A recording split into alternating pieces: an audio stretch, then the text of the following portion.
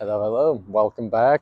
I decided to do a little redemption for yesterday's mishap with no audio, so I got the mic working again, but we all make mistakes, right? I still wanted to post a video because I was shooting pretty good, so I was just like, well, a silent video, and I was going to talk about, I guess, the same stuff today since I was on basically mute that whole time, other than when I walked back, but live and you learn, right? Gotta charge it up a little more frequently. So anyway, hopefully you're still hearing me now. I'm tossing at the other side today because the sun would be getting in the way. Here we go. No warm-ups either, we're just getting into it. Oof. With a bomb right there. But anyway, I really do love the game of Cornhole, and I've been playing now pretty consistently every summer for the last 7 years. From those throws, it wouldn't look like it, but it's the truth. Get it up and over. Yes, I did. Up and over. And I got the other one in. Let's see if I can push him in. Nope. So yeah, there's a lot of strategy that can go into Cornhole. Once you get consistent enough, practice enough, just like anything else in life. Which is why I love the game, because if you keep practicing, you will get better. You will get more consistent. You'll be able to figure out some different strategies. And yes, I have the glove on today. Since I was muted yesterday, you couldn't hear me, but the glove is for, technically speaking, or how I like to think of it as at least, is different textured bags. There's a lot of different professional bags. They each have a different texture. And with the glove on, it takes out one more variable of how that different feeling is, because it can definitely make you adjust your throw based on how the bag is feeling. So anyway, we got the warm-ups out of the way. So yeah, I'm still good without the glove, but it just feels better. Takes out those last two fingers that don't do as much. Junk. One in, I guess, but getting back to it. That one's going in. Not yet. Right down the alley. Oh, should have got them both in.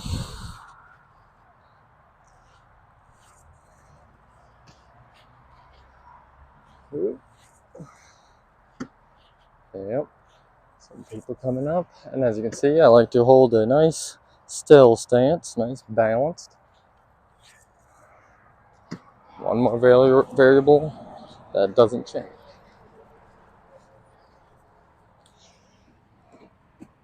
That is a bunch of junk though. Wow. 8 on. Only 8. Or 7 on, 1 in. We gotta do better. We're gonna get some good ones here. I like to organize them all into their colors. Each color has a different movement to it. These are my slidey bags. So these ones, gotta hit right at the bottom of the board and let it slide in. Just like so. Yep, that's a 10er for the blues. Guess I did need a few warm-ups, but getting into the groove. There's another. That backboard or sideboard has been nice. Oh, that was a close one. Oh, it's in. I'm gonna try and push this other gray one in. Nope, right up and over. Kobe. Wow, that is a lot of them in. I haven't got one off yet. Oh, I think I'm gonna be able to pull him back, get him in, and maybe push that gray one in. Oh, the double bag, and he's almost in. There it is. Let's go. One more to go. Wow, you can see the bag sticking out of the hole. because there's so many down in there. Let me just verify. Yeah, I did not miss any off the board. 1 on the board. We got 1, 2, 3, 4, 5, 6, 7, 8, 9, 10, and 11. Wow. Now that's some good throwing even for me. 11 of 12. So yeah, I'm definitely thinking about coming out with a technique video to show you guys how I'm throwing and how to eliminate those variables, which is what I've been trying to get at basically with the glove and with the stance. So if you can find enough power with just standing still, it will benefit you. Just a slight knee bend, and then as you're coming up to release, you just come up and extend the legs. Give you a little jump or a little boost up with the legs to get you a little extra power, because that's normally why people take a step, is to get extra power. But every time you take a step, that step could be different. Every time I stand still, it's guaranteed the exact same. Oh, junk. Oh my gosh, it's in. It didn't feel good. Some of them, they don't, when they come out of the hand like that. Yeah, you see, and I curved over, doesn't feel good. Anyway, oh. Sometimes even if you feel like you're about to be short, I sometimes get up on my toes. Or if you're feeling like your arm's getting a little weaker, getting a little more fatigued, I get up on the toes, use those calves. That leg boost, it definitely, it helps. Helps a lot more than people think, because it's not easy always throwing 27 feet for a long time. But yeah, wow, another one in, and got him. Well, it's so clogged up and it's blocking in the middle. Wow, I didn't miss one off again. Technically, I'd count that one in. I don't know. No matter what, 7 of them were in guaranteed. I think that 8th one was, it was just the pile was blocked up in the middle. That is another good set of throws. And yeah, I feel like this could help me in Survivor too, not just due to the hand-eye coordination, the throwing, but due to the trying to eliminate variables that could complicate things. And that's not just in challenges, that's in the social aspects. Honestly, it's in life. Eliminate as many variables that you can't control, or eliminate as many variables that you can control. And then whatever you can't control, then you just gotta adapt. Adapt and adjust. But this is some good throwing tonight. I'll be out here for a while. Oh. There it is! Let's go, easy 12 bagger. Nothing to it. And I know what you think. Wow, we got 12. Yeah, I made 11 of 12, right? Well, I mean, I got 4, but since I made 11 of 12, it doesn't look as impressive, but it is. Oh no. Ow. It's gonna be hard to drag him back. Oh, thrown off. Big alley. Got him. But yeah, 4. If you can make all 4 4, that's impressive in my books. But it doesn't mean you'll still beat me, because you got to be consistent. If you can't constantly throw 8, 2 in, 2 on the board, you're probably not going to beat me unless I'm just having an off day.